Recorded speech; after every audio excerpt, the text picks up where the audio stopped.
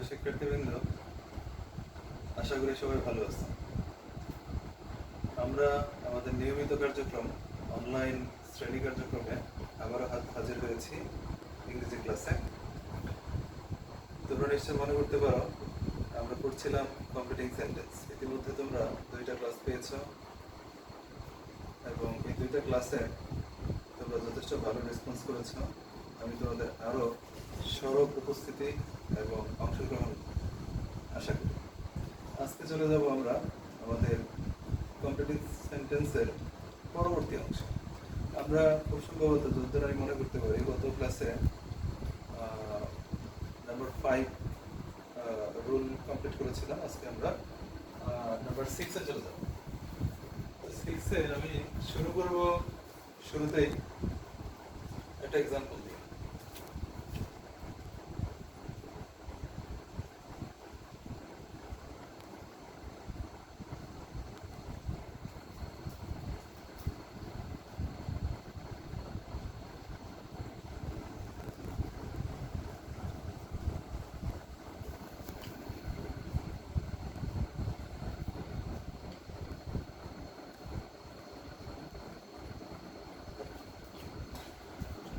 দেখো, একটা সেন্টেন্স আমি বোর্ডে লিখেছি, as soon as we got into the bus it started to run.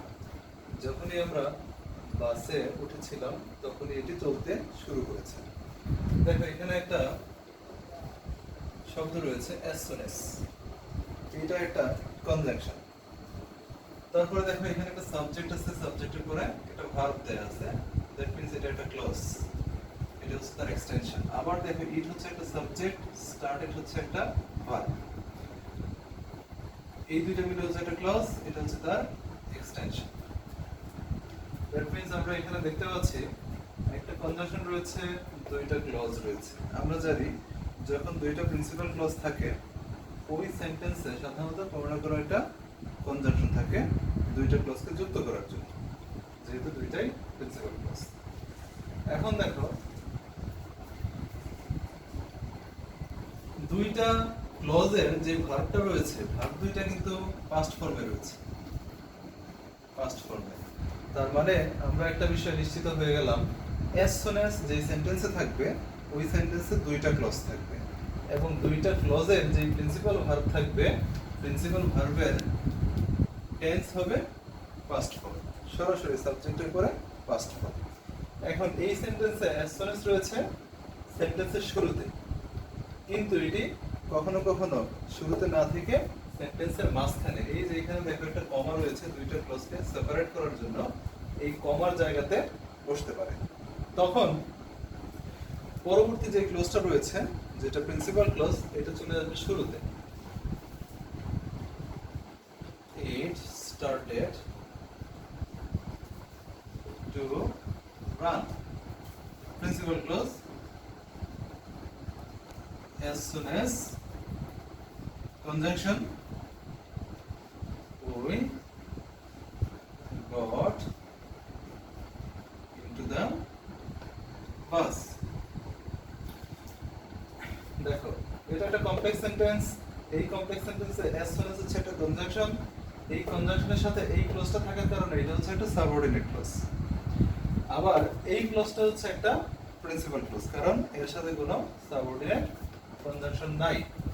এখন দেখো, যখন as soon as যুক্ত ক্লজটা অর্থাৎ সাবঅর্ডিনেট ক্লজটা যখন আমরা শেষে দিয়েছি, তখন অটোমেটিক ওই প্রিন্সিপাল ক্লজটা শুরুতে চলে এসেছে। তার মানে দেখো, একই as soon as এটা শুরুতেও থাকতে পারে, আবার এটা মাঝখানেও থাকতে পারে। এখন as soon as যে ক্লজের সাথে যুক্ত থাকে ওইটাকে আমরা সাবঅর্ডিনেট ক্লজ বলি। সাবঅর্ডিনেট ক্লজ সেন্টেন্সের শুরুতেও থাকতে পারে, আবার শেষের অংশ থাকতে পারে।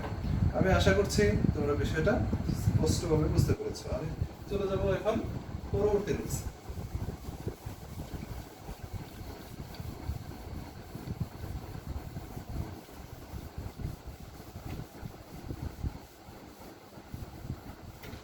আমাদের পরবর্তী রুলসটাও একই ধাঁচের। আমি একটা এক্সাম্পল লিখছি এবং এটা হচ্ছে আমাদের 7 নম্বর rules.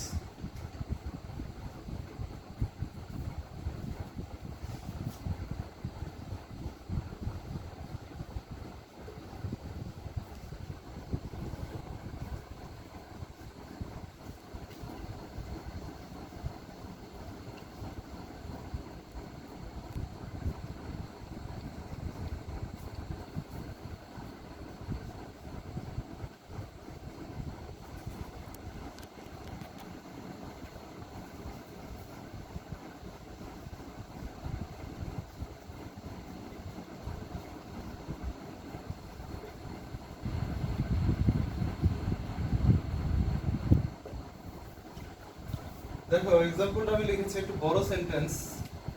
No sooner had the teacher entered the classroom then the students stood up. দেখো no sooner had একই রকম as soon as যেমন একটা কনজাংশন ছিল, এটাও ঠিক একই রকম। as soon as এর পরিবর্তে আমরা ধরে নিলাম যে এখানে no sooner had বসিয়েছে।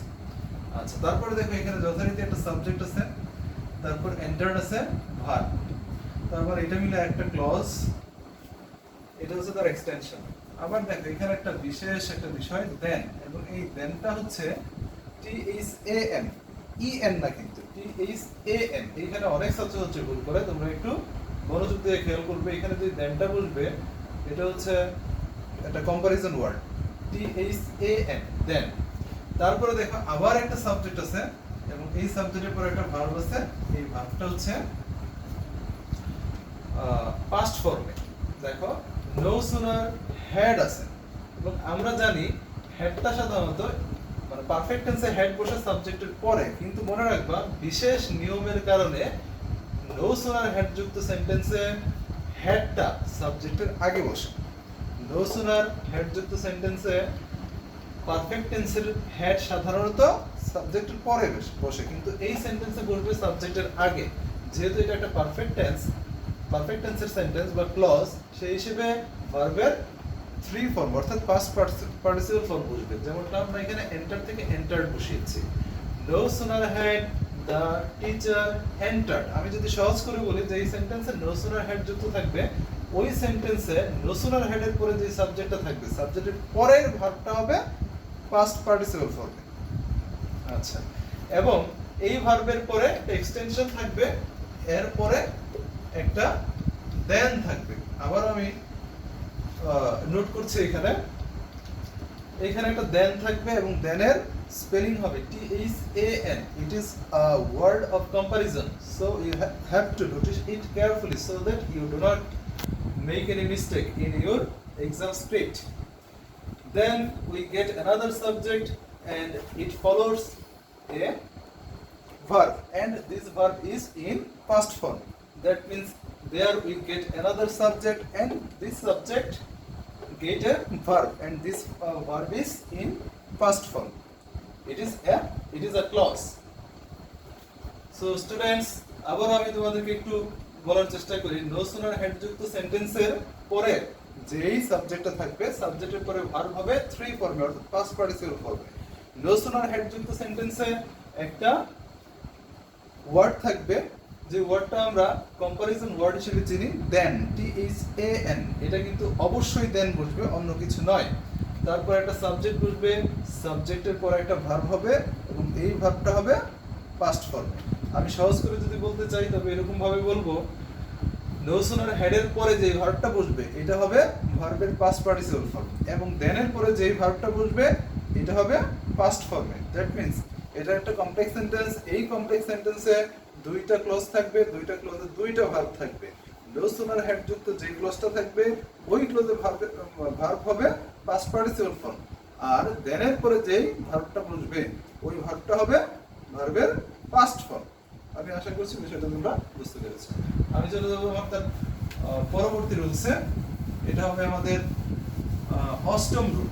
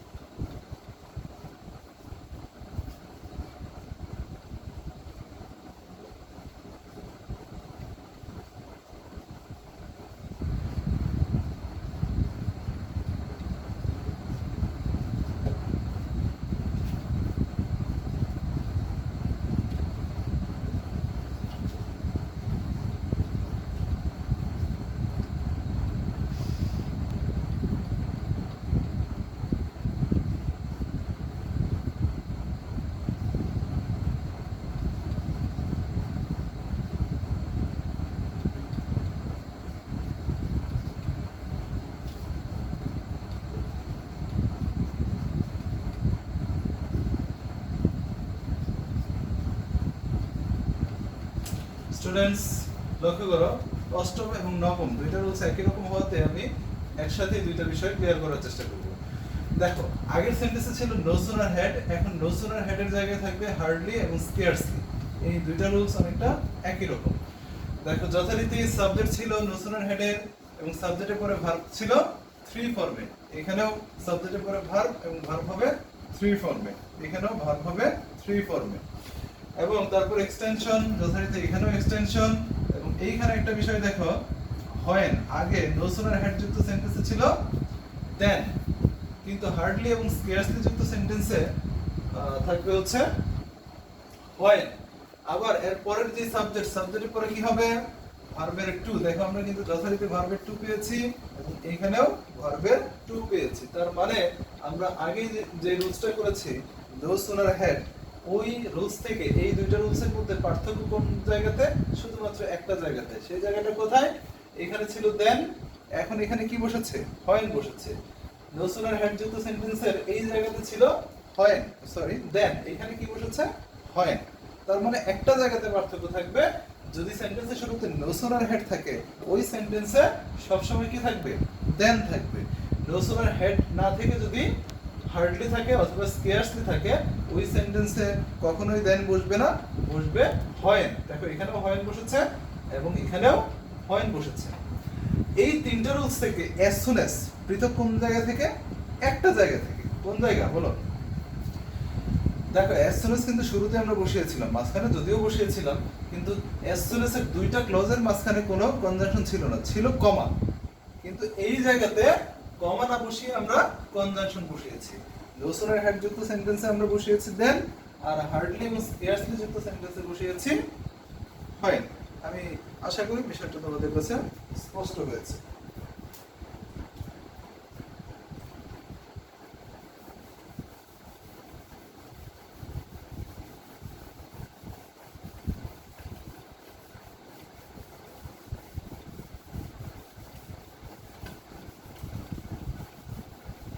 পরবর্তী রুল অর্থাৎ 9 নম্বর রুলসে আমি একটা এক্সাম্পল লিখছি।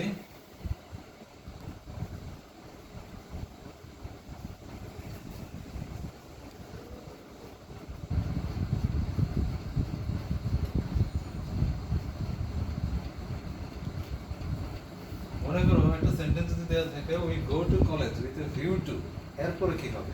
আমাদের প্রথমে মনে হওয়ার কথা টু যেহেতু আছে, আমরা জানি টু এর পরে সবসময় ভার্বের প্রেজেন্ট ফর্ম বসে। কিন্তু এটা সাবজেক্টিভ নিয়ম হওয়া সত্ত্বেও কখনো কখনো তার ব্যতিক্রম হয়ে থাকে। আমি কিছু শব্দ বোর্ডে লিখছি, একটু লক্ষ্য করবে।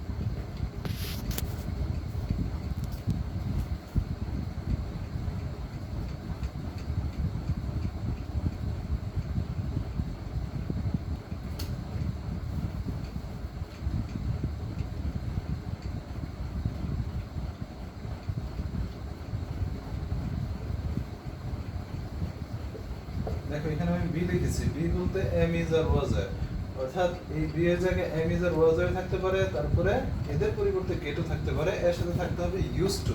যদি থাকে সেই ক্ষেত্রে কিন্তু এই নিয়মটি প্রযোজ্য।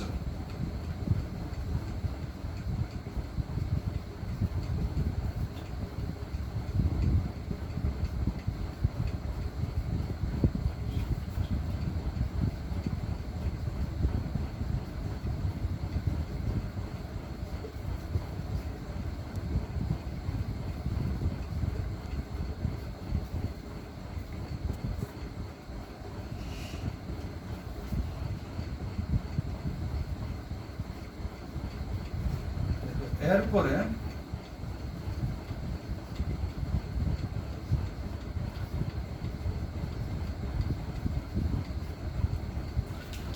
জেরান্ড বসবে, অর্থাৎ ভার্বের ওয়ান এর সাথে আইএনজি বসবে। এই শব্দগুলো তোমরা একটু মনে রাখবে। এখান থেকে প্রায় সময়ই আমাদের হয় 3 নম্বরে, নইলে 4 নম্বরে, নইলে রাইট ফর্ম অফ ভার্বের ক্ষেত্রে আমাদের গ্রামার আসে। যেমন উইথ ভিউ টু থাকলে আমরা সচরাচর টু এর কারণে ভার্বের ওয়ান বসাতে সাধারণত ইন্টারেস্টেড হই।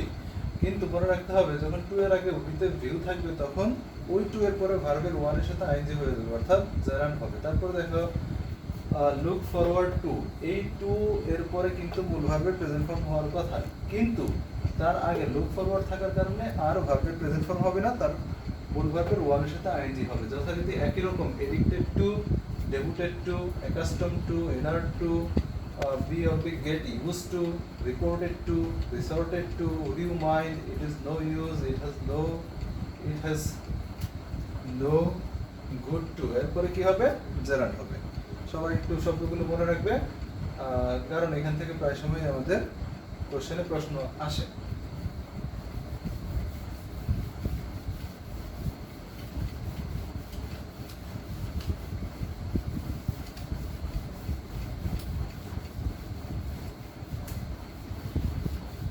আমরা আমাদের 10 নম্বর রুলসটা লিখবো এখন। একটা এক্সাম্পল যথারীতি আমি লিখবো।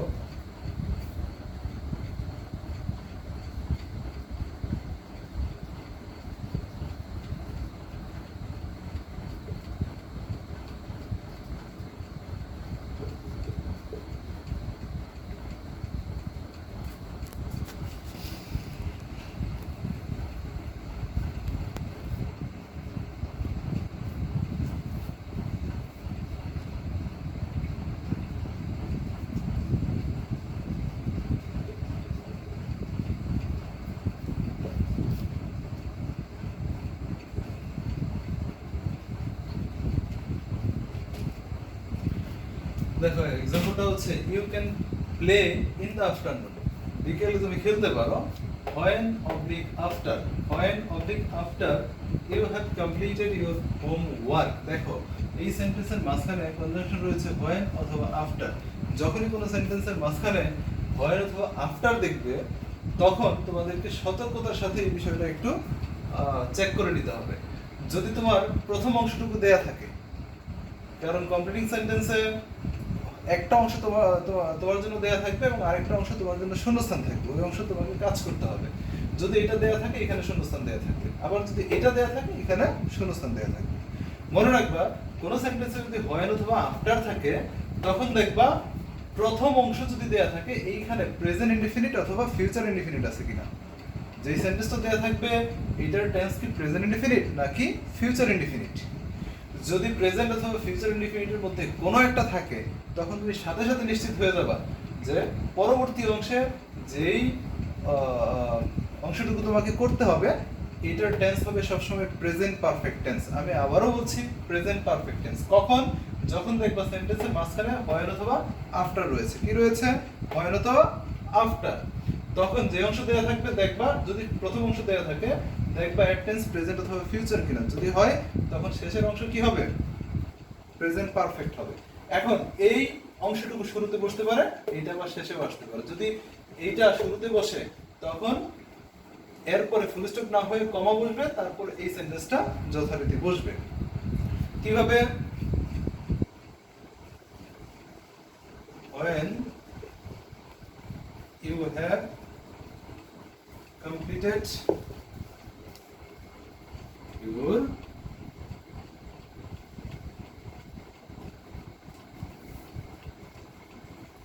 Homework, comma. দেখো এখানে কিন্তু আমরা কমা দিয়েছি।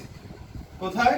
এই যে কনজাংশন যেখানে সেন্টেন্সটা যুক্ত হয়েছিল, এখন আমরা কি দিলাম? কমা দিলাম। ইউ ক্যান প্লে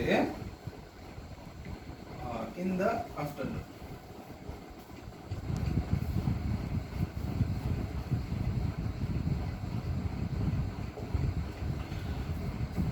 দেখো যে কনজাংশন দিয়ে সেন্টেন্সটা যুক্ত ছিল সেই কনজাংশন অর্থাৎ সাবঅর্ডিনেট ক্লজটা এখন আমরা কোথায় নিয়ে এসেছি?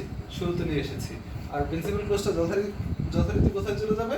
শেষে চলে যাবে। এখন দুইটা ক্লজকে যদি যুক্ত করতে হয় কনজাংশন লাগবে, কিন্তু কনজাংশন শুরুতে আছে। আমরা জানি কনজাংশন শুরুতে থাকলে তখন দুইটা ক্লজের মাঝখানে একটা কমা বসে, যে ক্লজটা আমরা এখানে বসিয়েছি।